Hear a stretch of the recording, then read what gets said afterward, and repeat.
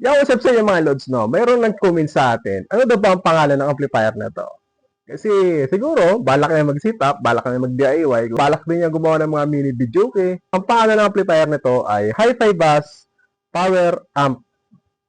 Ayun mga boss, oh. Napalinaw. Power amp. Power amp na siya, no? Pero mono lang siya. Pero power amp, no? Galing, no? Power amp na siya, no? So, recommended natin to sa mga gusto mag-sit up, gusto mag-DIY. Sabi niya, dapat daw legit, no? Legit daw na bibilihan o bilihan ng ganito. So, bibigyan kita ng legit na store na kung gusto mo talaga bumili. I-check mo dyan sa link na yan. Pag napindot mo yan, pupunta ka na sa store na pwedeng mabili nito. So, legit po ito, no? So, ito ang ginagamit natin sa pagbablog natin, sa pag-review.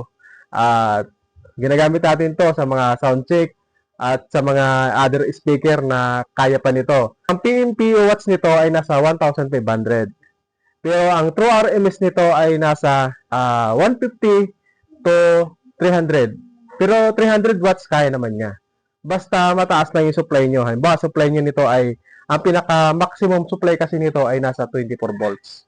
Okay? 24 volts. Tapos, meron kayong 20 ampere. Malakas na yun mga boss. Malakas na yun maglabas ng mga output speaker niya. So, yun, sabi ng ka-viewers natin. So, ano na pangalan nito? So, D30.